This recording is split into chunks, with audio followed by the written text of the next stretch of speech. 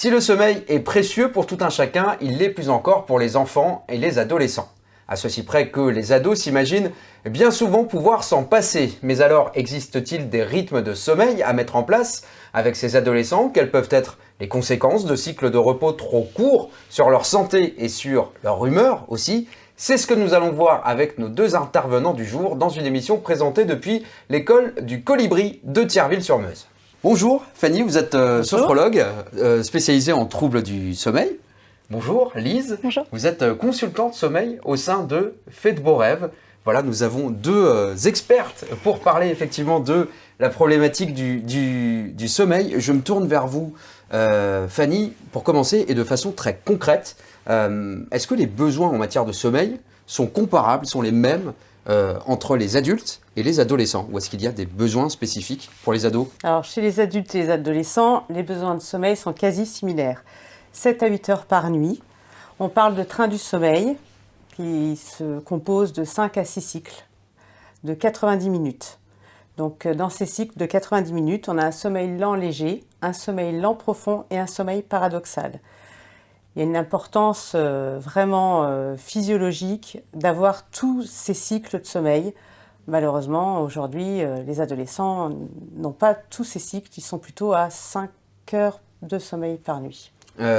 Lise, on entend effectivement dans les propos de Fanny, 7-8 heures dans un monde parfait, j'ai envie de dire. Ce serait ça le rythme idéal, mais on comprend aussi que c'est pas forcément respecté par les ados. C'est ça peut même être plus, ça peut être 8-10 heures, mais c'est vrai que c'est parfois difficilement conciliable avec les devoirs à faire, avec le fait de se lever tôt pour prendre le bus pour aller à l'école. Donc il n'y a pas de rythme idéal où on peut dire ils doivent aller se coucher à telle heure et ils doivent se réveiller à telle heure. Par contre, ce qui va être important, c'est d'avoir une rythmique identique, ou du moins très proche tous les jours pour que le corps se règle bien et surtout que l'adolescent soit à l'écoute de comment il se sent. Est-ce que je me sens fatiguée? Est-ce que j'ai des coups de fatigue dans la journée? À quel moment? Et en fonction, si je sens que ça va pas, j'ajuste, je vais me coucher plus tôt, je peux peut-être le week-end récupérer un petit peu, faire une sieste, mais du coup d'équilibrer pour effectivement voir si sur une semaine, j'arrive à avoir mon quota de sommeil.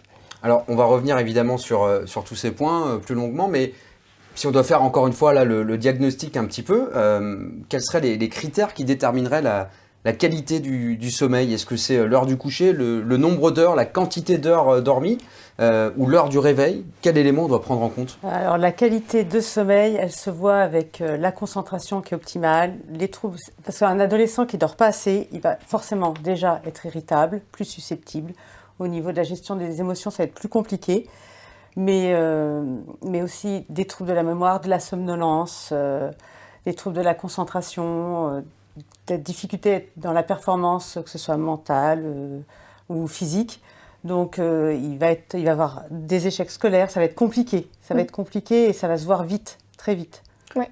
Et si je peux rajouter, je vous en prie. C'est vrai qu'on regarde aussi pour la qualité du sommeil, le ratio, le temps qui est passé dans le lit, versus le temps qui est passé à dormir. Si le temps que je passe dans mon lit, c'est vraiment du temps à dormir, ça va indiquer quand même un meilleur sommeil que si je suis dans mon lit, je suis sur mon téléphone, sur l'ordi, etc. Vous avez parlé tout à l'heure de récurrence aussi pour estimer la qualité du sommeil, c'est-à-dire avoir une capacité à dormir tant et tant de temps d'une nuit à l'autre.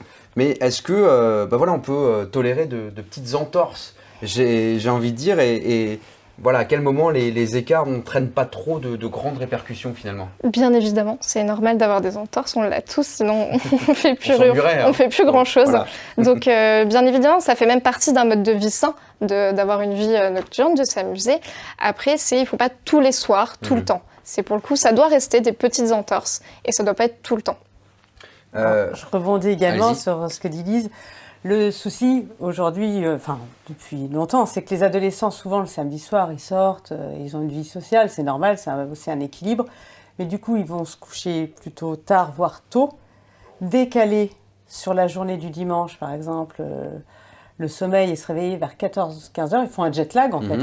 Et le soir, impossible de s'endormir. Du coup, le lendemain matin, ils sont complètement déphasés. C'est pour ça que l'idéal, effectivement, serait de se coucher à la même heure, ce qui est quasi impossible. Il y a une frustration immense pour les adolescents, et pour tout le monde d'ailleurs. Se coucher à la même heure et se lever à la même heure, pour pouvoir justement pas déstructurer ce sommeil, ou forcément, avec des jet lag le week-end, ça va être compliqué pour la semaine, quoi. Et il faut se Ça dire se que récupère pas, hein. La dette C'est de ça. sommeil ne se récupère pas. J'allais vous poser la question. Voilà, ça se passe pas de manière mécanique. Non, on ça peut se pas récupère rattraper la dette. Non, quand on est Donc, en dette de sommeil, c'est compliqué parce que forcément, le début du sommeil, en plus, on a le sommeil lent profond, dans lequel il y a toute la régénération cellulaire, hormonale, physiologique, neuronale, qui ne se fait pas ou qui se fait moins bien. Il y a aussi toute la sécrétion d'hormones, de croissance. Donc, quand on rate des cycles de sommeil, on ne récupère pas cette régénération, ce stade récupérateur-régénérateur. Ça, on ne le récupère pas. Donc les ados qui dormiraient peu la semaine, pour X raisons, s'ils étaient amenés à dormir plus le week-end, c'est pas ce phénomène de balancier qui est si simple, finalement. Après, c'est un petit peu plus... Moi, je nuance un petit peu plus, c'est-à-dire que une dette de sommeil, c'est quelque chose d'important, c'est quelque chose de profond. C'est pas parce qu'une nuit, je dors pas et je récupère un peu le lendemain, voilà, que je vais être en dette de sommeil.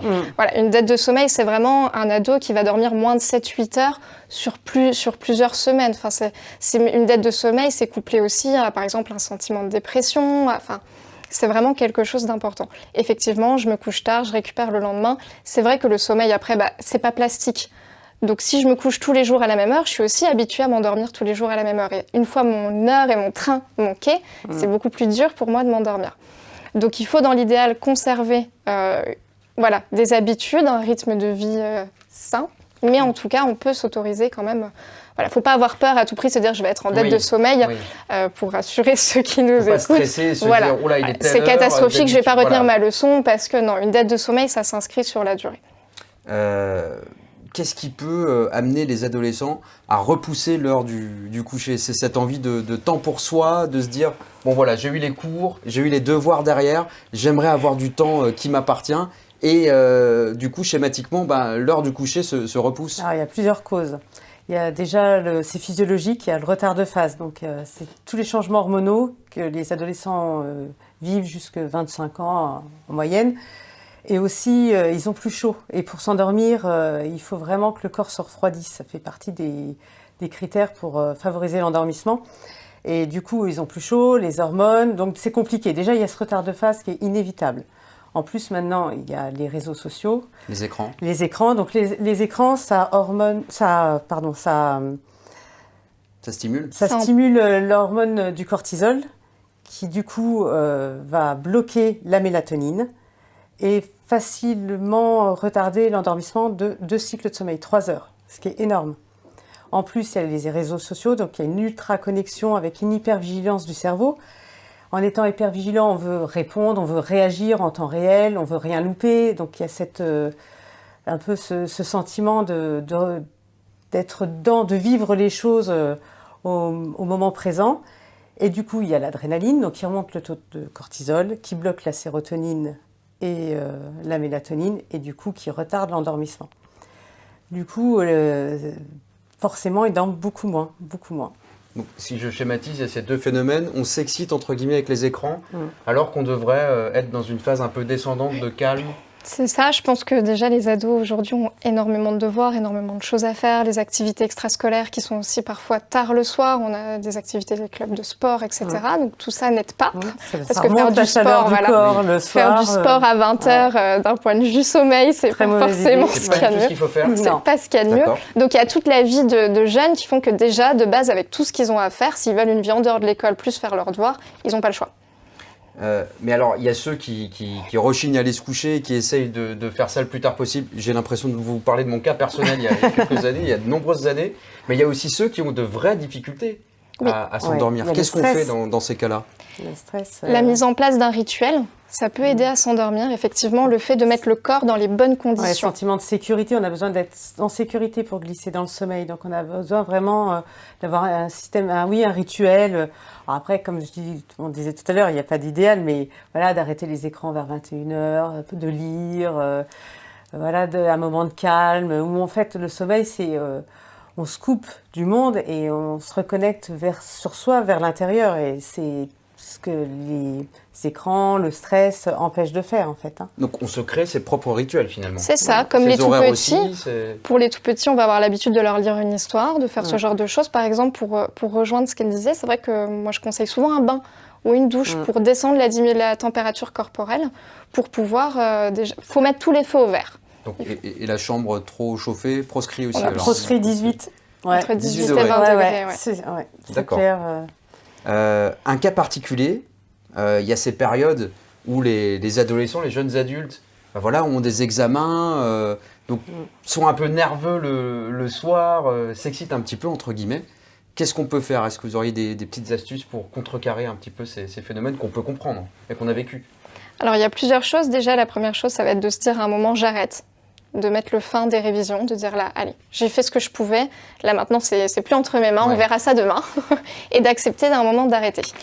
Et ensuite, entamer son rituel, prendre un temps pour soi, essayer de décrocher, de ne pas y penser. Alors là, la limite, c'est que du coup, certains pour ne pas y penser, vont regarder la télé, vont regarder leur téléphone. Et du coup, donc c'est le cercle vicieux. Voilà, donc peut-être un livre, peut-être faire des exercices de respiration, faire de la méditation. Ouais, tout à fait. C'est parce qu'en fait, quand on fait de la sophrologie, au fur et à mesure des séances de sophrologie, il y a le système nerveux autonome qui s'active, qui libère des hormones de la sérotonine, tout ça, donc qui permet ce lâcher prise. Il y a un relâchement musculaire, un relâchement du corps, de l'esprit, qui permet justement de glisser dans le sommeil. Et en plus, en sophrologie, l'avantage, c'est qu'on donne des outils. On donne des outils que les individus peuvent s'approprier et refaire chez eux en toute autonomie.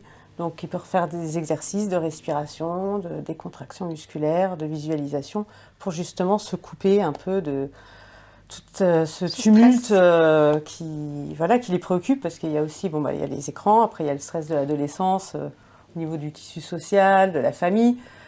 Des fois, on les sujets un petit peu compliqués pendant le repas, qui vont faire monter la pression. Enfin, on se pose des questions, il y a l'introspection qui fait il y a beaucoup de choses qui rentrent en jeu et qui font qu'il y a des perturbations après, parce que pendant le sommeil paradoxal, toujours à la fin d'un cycle de sommeil, il y a la gestion des émotions de la journée. Donc, et puis la qualité de la mémorisation. Donc du coup, l'adolescent qui va avoir vécu des choses peu de temps avant d'aller se coucher, ça va revenir. Il va se réveiller, il va repartir dans des ruminations. Donc, il refait le film de sa journée. Voilà, et c'est le moment où vraiment il y a la gestion de toutes les émotions, il y a le tri, le cerveau trie ce qu'il ne veut plus, ce qu'il garde. Il y a l'état d'esprit de la personne qui est vraiment important. Il faut aussi se dire que le jeune qui va pas arrêter de se dire « je suis un mauvais dormeur, je dors mal, je dors tout le temps mal, de toute façon j'ai du mal à m'endormir, je suis stressée donc je vais avoir du mal à m'endormir ». Il se remonte le Voilà, stress, ça a un impact incroyable déjà juste en changeant son état d'esprit, en disant « non, je sais dormir, je peux bien dormir, je peux être… » Juste en changeant l'état d'esprit, ça peut changer beaucoup de choses. Et pourquoi on est beaucoup, même les adultes, à s'endormir avec les écrans, c'est qu'en fait les écrans permettent de lâcher prise. Les écrans m'empêchent de cogiter et du coup m'aident à lâcher prise sans vraiment que je m'en rende compte. Et c'est rassurant de ne pas avoir cette petite soupape où je me retrouve entre moi et où je me mets à cogiter. Donc ça m'aide à lâcher prise. Mais la vraie question, c'est du coup pourquoi j'ai peur de ça? Pourquoi j'arrive pas à lâcher prise sans une petite béquille extérieure?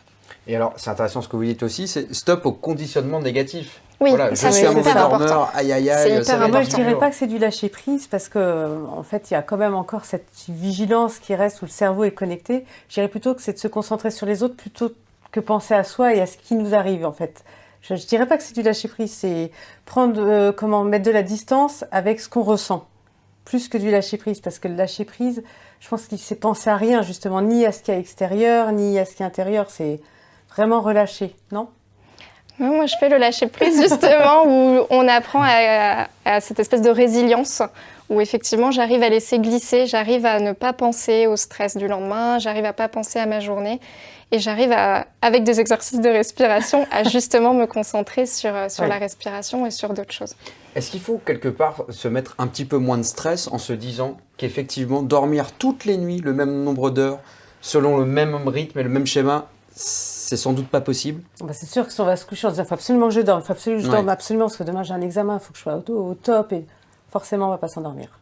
Forcément on se monte la pression alors que justement pour s'endormir il faut se lâcher prise. Alors si on se monte la pression, on augmente l'hormone du stress qui empêche justement ce lâcher prise nécessaire. C'est un mythe ou une réalité le fait chez les adolescents de réussir à avoir ce rythme parfait, ce rythme identique d'une nuit à une autre, c'est ce dont on a parlé en début d'émission? Certains y arrivent, c'est vrai que ça demande quand même une certaine rigueur personnelle aussi, peut-être de se dire Moi, je fonctionne en famille, c'est-à-dire on va essayer de le faire en famille. Donc, on va peut-être laisser les téléphones dans la cuisine le soir avant d'aller se coucher. On va peut-être regarder les écrans ensemble et puis après qu'on monte, c'est chacun à son moment où il va lire. Ce qui est plus aidant, c'est sûr que si on fonctionne en famille pour avoir un rituel. Ça, c'est vraiment l'idéal. Hein. Ça, c'est le must pour... Qu'il y a un terrain d'entente global au sein de toute la structure Bah oui, familiale. parce que si on entend la télé dans la chambre à côté, on n'a pas trop envie de lire, ça va nous gêner, donc oui. Ou alors, mes parents regardent la télé, mais moi je peux vois, pas... ouais, c'est ça. Ouais, c'est collectif. La frustration, hein, faut pas qu'il y ait Puis du coup, je vais être frustration. énervée, et ça va pas m'aider. Donc je pense que c'est familial et collectif. Alors, on l'a compris en vous écoutant toutes les deux, il peut y avoir des variations dans les cycles de sommeil, dans la qualité du sommeil, mais à quel moment ça devient inquiétant pour l'adolescent ? Est-ce qu'il y a un moment où on se dit, si plus de 2 ou 3 nuits, je dis n'importe quoi, dans une semaine, il y a un sommeil qui est perturbé, qui est chahuté, à ce moment-là, on s'inquiète. Enfin, est-ce qu'il y a des éléments, des marqueurs qui doivent nous alerter ? À partir du moment où on voit que l'adolescent il a des troubles de la mémoire, des troubles de la concentration, qu'il est irritable, que ça s'installe, là il faut réagir parce que il est dans une situation de détresse, hein, forcément. Il a besoin de reprogrammer un peu le sommeil, de remettre en place des choses pour l'aider parce que c'est des signes, on les voit tout de suite. On ne va pas voir qu'il a un problème de régénération, ça ne se voit pas tout de suite, à part si ça favorise quand même les maladies, plus souvent malade, tous ces troubles du comportement. Quand ça commence à s'installer sur 15 jours, 3 semaines, je pense qu'il faut quand même, faut réagir. Hein. Puis moi, je dirais aux parents, questionnez votre ado. Si vous faites du souci, demandez-lui comment toi tu te sens. Est-ce que tu te sens fatigué ? Est-ce que tu crois que tu as besoin d'aide ? Est-ce que tu veux qu'on aille voir quelqu'un pour t'aider ? Est-ce qu'en journée, tu te sens fatigué ? Est-ce que tu sens que, justement, la moindre petite contrariété, tout de suite, ça prend des grandes proportions ? Il ne faut pas hésiter à en discuter avec son ado pour voir comment lui se sent. Et si on arrive à détecter effectivement ce souci, on l'oriente vers quel professionnel ? Vers vous ? Enfin, voilà, il y a des gens compétents pour venir en aide. Les adolescents, souvent, ils viennent voir des sophrologues, pas pour le sommeil. Parce que pour eux, le sommeil n'a pas vraiment de valeur, c'est presque une perte de temps. D'accord. Par contre, ils vont venir parce qu'ils vont vouloir des performances physiques, parce qu'ils ont des compétitions, ou intellectuelles, parce qu'ils ont des examens. Donc, ils vont vouloir travailler sur la motivation. Et en fait, on s'aperçoit vite que le problème de base, c'est le sommeil. C'est pas du tout la performance de l'adolescent qui est le problème de base, c'est le sommeil qu'il faut régler pour justement arriver à ces problèmes. Mais oui, la sophrologie répond bien à ce genre de demande. Oui. Il y a souvent une autre porte d'entrée. C'est vrai que moi, comme je suis psychopraticienne, ils viennent souvent me voir pour le stress ou l'anxiété. Ça va souvent être ça. Et on constate que quand on dort mieux, ça va mieux aussi. Et ça fait partie. Tout est lié, c'est voilà. ça. Donc on ne vient pas forcément vers vous à cause du sommeil, si je puis dire. On peut, mais... On peut, les adultes plus facilement. Je parle des adolescents. Les adolescents, non, ça va être effectivement des problèmes de stress ou de concentration. Mais c'est ensuite qu'on détecte que ça peut être lié au sommeil. Voilà. Mais il ne faut pas hésiter non plus à en parler au médecin. C'est-à-dire que des fois, il peut y avoir d'autres choses. Il peut y avoir de l'apnée du sommeil. Il y a plusieurs pathologies aussi qui peuvent expliquer. En cas de doute, le médecin, c'est toujours le premier interlocuteur. On n'hésite pas, on en parle. Puis si tout va bien, on peut creuser un petit peu plus loin. Mais il ne faut pas hésiter de toute façon en cas de doute. Oui, parce qu'il y a beaucoup de jeunes qui font de l'apnée du sommeil. L'apnée du sommeil, c'est très très courant. Ouais. Même les enfants, les jeunes enfants. Ouais. Alors si je résume, mettre en place des rituels, pas s'affoler si on rate le train, entre guillemets, de temps en temps. De temps en temps. Du bon conditionnement. L'état d'esprit. Pas trop chaud dans la chambre. Pas trop chaud. Et normalement, ça va bien. Ça aide. Et si nécessaire, on vient vous voir. Exactement. Très bien, merci beaucoup Lise, c'était très intéressant. Merci Fanny, merci à toutes et à tous. Et à très vite pour un prochain épisode de Parents, tout va bien.